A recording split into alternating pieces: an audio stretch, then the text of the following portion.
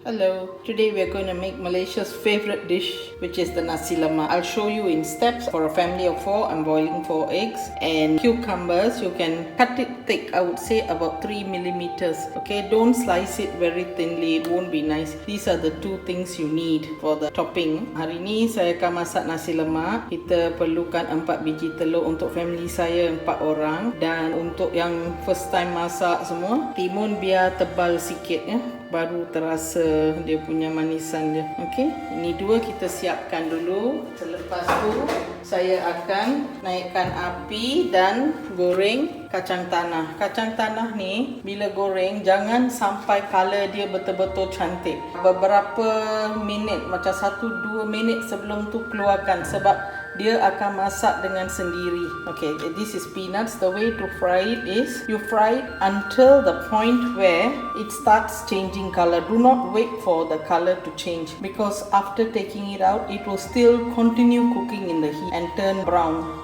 Okay, I've put in the peanuts and I'm waiting for it to start popping a bit. Okay, saya sekarang menggoreng kacang. Jangan tunggu sehingga dia brown sangat ya. Bila dah ada bunyi pop-pop macam ni, kita boleh bersedia untuk mengeluarkannya. See, I'm already taking it out. Don't wait any longer than this. Any longer and it will be bitter and blackened. Okay, saya sudah keluarkannya sebelum dia brown. Nampak tak? Bila kita keluarkan pun dia akan jadi gelap. I'm now frying the anchovies and this has to be fried until crisp. Saya sekarang menggoreng ikan bilis. Dan ini akan digoreng hingga dia betul-betul crispy ya. Dan saya akan keluarkannya. Both the anchovies and the peanuts has to be cooled down before you bottle it. Okay, this is one of the toppings. Kedua-dua ikan bilis dan kacang tanah ni akan saya sejukkan, dan bila sejuk masukkan dalam botol.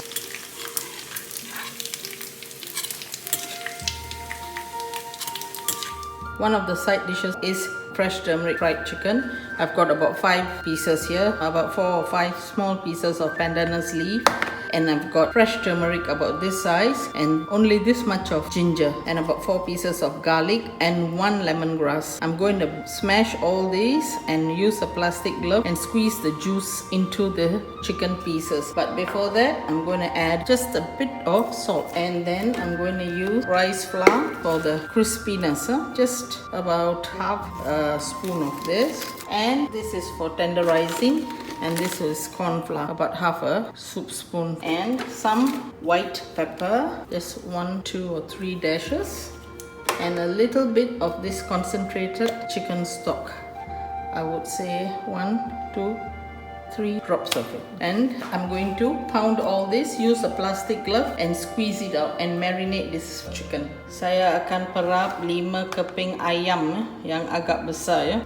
Ada sedikit potongan daun pandan, ada setengah sudu sup tepung jagung dan setengah sudu sup tepung beras ya, dan sedikit garam dan lada sula saya sudah masukkan dalam ni, dan 3 titik kecil chicken stock cair ni, 3 titik saja. Lepas tu sini saya ada 1 batang serai, kunyit hidup, halia sebanyak ni saja, dan 4 bawang putih. Semua ni akan ditumbuk lumat. Lepas tu saya pakai plastik dan perah atas ni, dan perapkan semua-semua ni.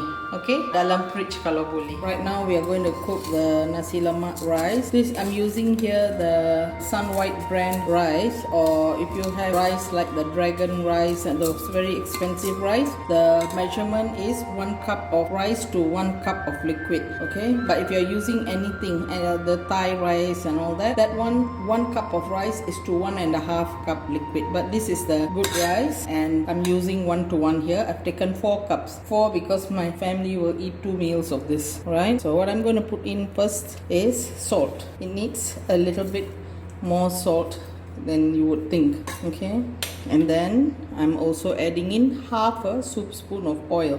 This oil is for 2 reasons: to soften the rice as when you eat the next day, and also to give it a shine. And here I've got some whole peppercorns, little bit, about I would say about 10 or 12 peppercorns, and like half a teaspoon of fenugreek, and I've got 1 serai that's been bruised, a few daun pandan leaves, this much of bruised ginger, roughly bruised ginger, tiny pieces of ginger, and this much of sliced onions. Okay, this is enough for 4 cups of rice.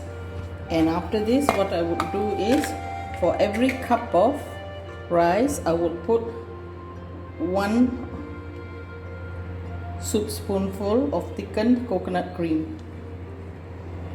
and I would adjust the water accordingly. Okay,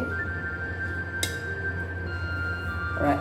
Sekarang saya akan masak nasi dia. Saya gunakan beras sun white. Apa-apa beras yang banyak mahal tu, sukatan dia ialah 1 pot rice cooker beras bersamaan dengan 1 pot apa-apa cecair lah. Macam ni santan lah, dengan air saya akan campur. So saya ada 4 cup di sini, jadi level 4 saya tambah air lah. Saya juga masukkan 1 serai yang telah dititik, beberapa kepingan daun pandan, 1/4 irisan bawang besar ya. Dan sebab saya gunakan 4 pot beras, saya pakai 4 sudu santan. Okey, garam halia. Saya juga masukkan sedikit halba, sedikit saja halba, dan biji lada hitam. Ini akan mewangikan nasi tu lebih sikit ya. Sekarang saya tambah air hingga 4 ya. Dan kacau, ada garam semua cukup. Saya kacau. Belum lagi 4. Okey. Ini saja. Mungkin boleh tambah sikit lagi garam. Banyak ni.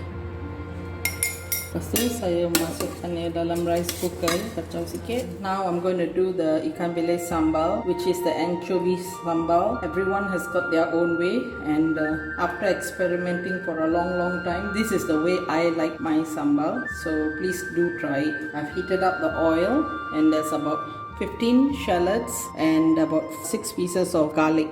I'm going to slowly cook this, not really fry, but cook it until it's transparent, right? And the other things I have here, of course, is the oil is already there, and rock salt, anchovies, which has been washed and the water has been thrown away, half a cube of anchovy stock, a little bit of tamarind juice. I don't like to use a lot of this because it always changes the color of the sambal. So what I do, I compensate with 2 pieces of this, what they call asam gelugur, asam keping, or tamarind slices. Okay, a bit of daun pandan just to flavor the sambal, and a little piece of belacan, and this much of onions, large onions that I have chopped up. There are shallots and garlic in here, that's separate, this is separate, right? And then I've got ground red chili and a bit of chili sauce if I feel like I want to use it, because I don't like to use a lot of tamarind and this palm sugar, though it's nice,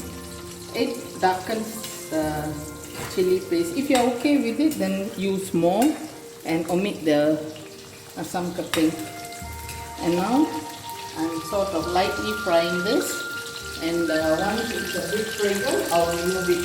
Okay, sekarang kita akan buat sambalnya. Semua orang ada cara dia. Lepas eksperimen banyak kali, inilah cara yang saya suka.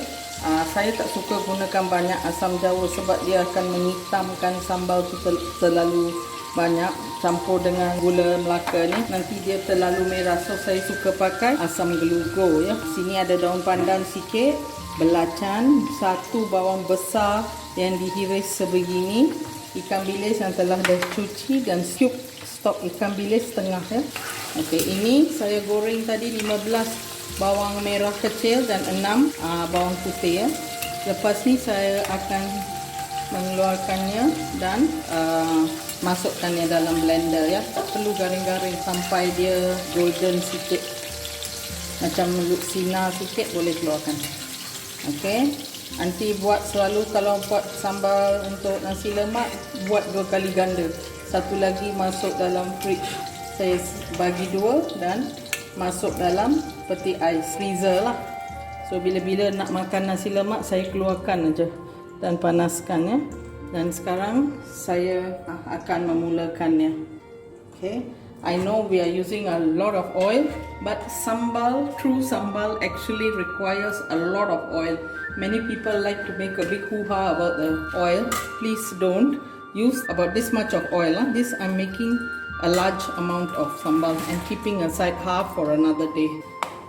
Okay, this chili I'm making is for 2 portions, which means one will go into my freezer. Okay, what I'm going to do first is I am going to deep fry the anchovy. I've used the same oil when I fried the anchovies for the topping. This is very flavorful oil, and this ikan bilis will be fried and removed and added in after the sambal has been cooked and cooled down. Tadi saya lupa cakap chili blend pun kita perlukan. Saya buat ini banyak sikit lah. Okay, saya akan keluarkan. I'm taking it out. I've removed it already, and now the onions and garlic is here. What I'm going to do is blend this with a little bit of liquid and belacan. Okay, right now I'm going to add the blended ingredients, the belacan, the fried off shallots and garlic. Cooking this down, I'm going to add in this is for 2 Tupperware portions. I want to put away. 3 heaping spoonful of blended boiled red chilies that has been blended. I think I'll add one more because I like the sambal hot and sweet. Saya telah memasukkan 4 sudu chili blend, sudu soup penuh chili blend. I'm going to use half a anchovy bouillon crushed in, and a pinch of salt. We'll adjust it later. Saya telah masukkan setengah cube pati ikan bilis dan 1 sudu kecil garam. Time ni saya akan masukkan gula melaka banyak ni. I've added in the Malacca rock sugar, and now I'm putting in the 2 slices of tamarind. Okay, ni kena masak lama je. Kalau rasa-rasa macam sambal tu dah kekeringan sikit, tambah asam jawa sedikit-sedikit, jangan terus banyak-banyak. This sambal has to be cooked down very slowly. As it dries up, just keep adding in a bit of the tamarind juice. And now I'm putting in some chili sauce. I would say about 2 soup spoonful.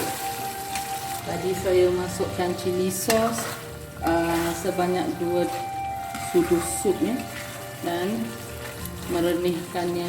Take out this at this point, the 2 pieces of asam gelugu. We don't need it anymore.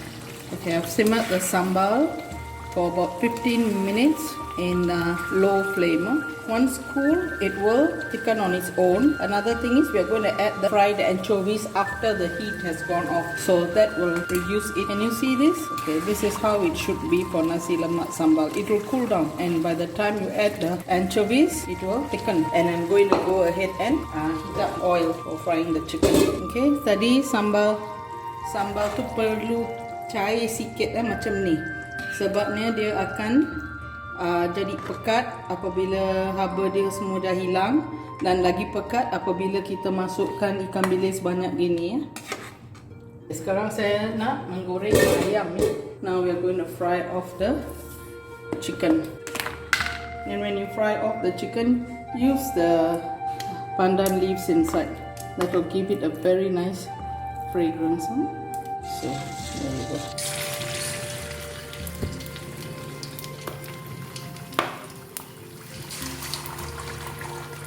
And I'm going to lower the heat to medium, and I'm going to medium to low, because I'm going to close and cook it.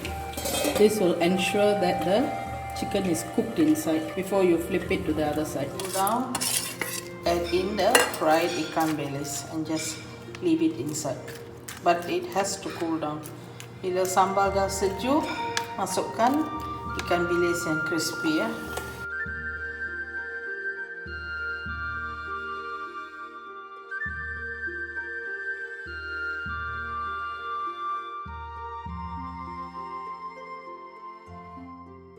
Okay, don't forget to like, subscribe and share Aunty COVID's channel. Bye. And do ring the bell button.